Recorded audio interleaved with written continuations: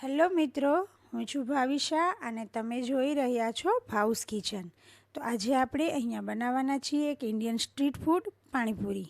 પાણીપુરીને પાણીપુરી, પકોડી, ગોલગપ્પા, પૂચકા જેવા અલગ અલગ નામથી ઓળખતા હોય છે અને જેટલા નામ છે તેટલી બધાની રીત પણ બનાવવાની અલગ અલગ હોય છે. તો આજે મારી રીતથી પાણીપુરી બનાવવાની જોઈએ.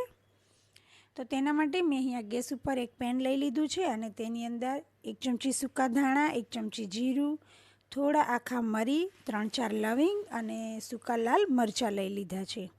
હવે આ બધા મસાલાને આપણે ધીમા તાપે શેકી લેવાના છે. આપણે તેને વધારે નથી શેકવાના, ખાલી મસાલામાંથી મોઇસ્ચર ઓછું થાય ત્યાં સુધી શેકવાના છે. હવે મસાલાને શેકી અને ગેસ બંધ કરી દેવાનો છે. ઠંડા થાય એટલે તેને એક મિક્સર જારમાં પાવડર બનાવી લેવાનો છે અને આપણે તેને એકદમ દરદરો પીસવાનો છે, એકદમ ફાઇન પાવડર નથી કરવાનો. આ મસાલાથી પાણીપુરીના પાણીનો સ્વાદ ખૂબ જ સરસ આવે છે. તો આ મસાલાને તમે સ્ટોર કરીને પણ રાખી શકો છો જો તમારે ઘરમાં વધારે પાણીપુરી બનતી હોય તો. અહીંયા મેં એક પેન લઈ લીધું છે, જે પેનમાં જ આપણે મસાલાને શેક્યા હતા. હવે એક વાટકો આંબલી લીધી છે. આંબલીને મેં સ્ટોર કરીને રાખી છે. જો તમારે લાંબા સમય સુધી આંબલીને સ્ટોર કરવી હોય તો તેમાં મીઠું ભેળવીને તેને એકદમ દબાવીને કાચની બરણીમાં ભરીને રાખી શકો છો. તેની અંદર એક વાટકો ગોળ એડ કરી દીધો છે અને 2-3 ગ્લાસ જેટલું પાણી એડ કરી અને આપણે તેને ઉકળવા દેશું. અહીંયા આપણે આંબલી અને ગોળનું ગળ્યું પાણી બનાવી રહ્યા છીએ. તો આંબલી અને ગોળ ઉકળે એટલે તેની અંદર આપણે 1 ચમચી લાલ મરચું એડ કરી દઈશું અને થોડું ધાણા જીરું એડ કરી દઈશું. તમે ધાણા જીરુંને સ્કીપ પણ કરી શકો છો. હવે તેને બરાબર ઉકળવા દેશું. અહીંયા આપણું પાણી ઉકળી ગયું છે તો આપણે ગેસ બંધ કરી અને તેને ઠંડુ થવા દેશું. હવે આપણે ફુદીનાનું પાણી બનાવવાના છીએ તો તેના માટે લીલી ચટણી બનાવીશું. તો મેં મિક્સર જારની અંદર ધાણા લઈ લીધા છે અને જેટલા ધાણા લેશું તેના અડધો આપણે અહીંયા ફુદીનો લઈ લઈશું. તમે બંને સરખું પણ લઈ શકો છો. અને અહીંયા મેં તીખી જે લીલી મરચી આવે છે તે લઈ લીધી છે. તમે જો ઓછું તીખું ખાતા હોય તો લાંબા મરચાં પણ લઈ શકો છો. 2 આદુના ટુકડા લઈ લીધા છે. હવે થોડું મીઠું એડ કરી દઈશું અને અહીંયા મેં આઈસ ક્યુબ એડ કર્યા છે જેનાથી આપણી ચટણીનો કલર સરસ લીલો રહેશે. હવે આપણે તેની સરસ ચટણી બનાવી લેશું. તો અહીંયા આપણી એકદમ સરસ ચટણી તૈયાર થઈ ગઈ છે કે જે આપણે પેસ્ટ કહી શકીએ. હવે જો તમારે આને લાંબા સમય સુધી રાખવી હોય તો તમે તેની અંદર લીંબુ પણ એડ કરી શકો છો, પણ આપણે તેનો તરત જ ઉપયોગ કરવાના છીએ અને પાણીમાં લીંબુ એડ કરવાના જ છીએ તો મેં તેની અંદર નથી એડ કર્યું. હવે એક મોટા બાઉલની અંદર આ ચટણી લઈ લેશું અને તેની અંદર સ્વાદ મુજબ મીઠું, સંચળ પાવડર અને આપણે જે મસાલો બનાવ્યો છે તેને એડ કરી દેશું.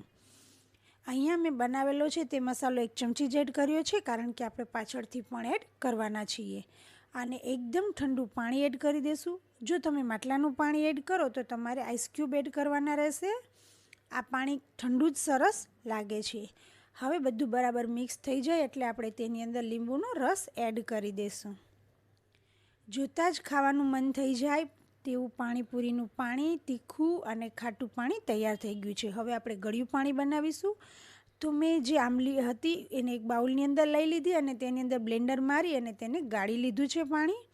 હવે આપણે તેની અંદર બનાવેલો મસાલો એડ કરીશું અને સ્વાદ મુજબ મીઠું એડ કરીશું. આપણે આંબલીની અંદર ઓલરેડી મીઠું હતું એટલે થોડું એડ કર્યું છે. આપણે ચાખીને એડ કરવાનું રહેશે.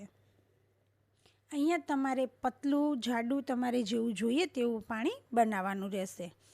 હવે આપણે બટાકાનો મસાલો બનાવીએ. તો મેં અહીંયા બટાકાને બાફીને રાખ્યા છે.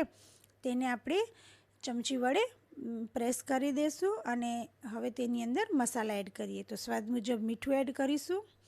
આપણે આની અંદર ચણા એડ કરવાના છે તો મેં ચણા બાફવામાં પણ મીઠું નાખ્યું હતું એટલે થોડું ઓછું નાખીશું. લાલ મરચું એડ કર્યું છે અને થોડા લીલા ધાણા એડ કર્યા છે. તમે લાલ મરચું સ્કીપ પણ કરી શકો છો અને આપણે જે ફુદીનાની ચટણી બનાવી હતી તેને પણ આમાં એડ કરી શકીએ છીએ, પણ મેં નથી કરી. અને હવે જે આપણે બોઇલ કરેલા ચણા છે તેને એડ કરી દઈશું. બધો મસાલો બરાબર મિક્સ કરી અને આપણે અહીંયા બટાકાનો મસાલો તૈયાર કરી લીધો છે. તો અહીંયા આપણી બધી વસ્તુ સરસ તૈયાર થઈ ગઈ છે. તો હવે આપણે જે ફુદીનાનું પાણી છે સરસ મજાનું તેને ગાર્નિશ કરીશું. તો મેં એની અંદર મોરી બુંદી છે તેને એડ કરી છે. આ બધી વસ્તુ ટોટલી ઓપ્શનલ છે, તમે ના કરવી હોય તો ના પણ કરી શકો છો. હવે આપણે થોડી ડુંગળી એડ કરીશું. આ બધી વસ્તુને તમે અલગથી પણ લઈ શકો છો, જેમ કે નાયલોન સેવ છે, બુંદી, ડુંગળી. હવે મેં આની અંદર લીંબુની સ્લાઈસ નાખી છે. લીંબુની સ્લાઈસ નાખવાથી પાણીનો સ્વાદ પણ થોડો અલગ આવશે. તો તમારે એવો સ્વાદ ના જોઈતો હોય તો તમે તેને પણ અવોઇડ કરી શકો છો. અને હવે જે મસાલો બનાવ્યો હતો તેને મેં ફરી એડ કર્યો છે. તો અહીંયા આપણી પાણીપુરી તૈયાર થઈ ગઈ છે. આ એક એવું ઇન્ડિયન સ્ટ્રીટ ફૂડ છે જે બધાના ઘરે બનતું જ હોય છે અને બધાનું ખૂબ જ ફેવરિટ હોય છે. તો જો તમે પણ આ રીતે એક વખત ઘરે પાણીપુરી બનાવશો તો બહારની પાણીપુરી ખાવાનું પણ ભૂલી જશો અને ઘરે બનાવશો તો બધાને ખૂબ જ ભાવશે. તો મારી આ રેસીપી એક વખત ઘરે ચોક્કસથી ટ્રાય કરજો અને ઘરે બનાવો, હેલ્ધી ખાઓ અને હેલ્ધી રહો. તો જો મારી આ રેસીપી ગમી હોય તો મારી ચેનલને લાઇક, શેર અને કોમેન્ટ કરવાનું ભૂલતા નહીં. Thank you.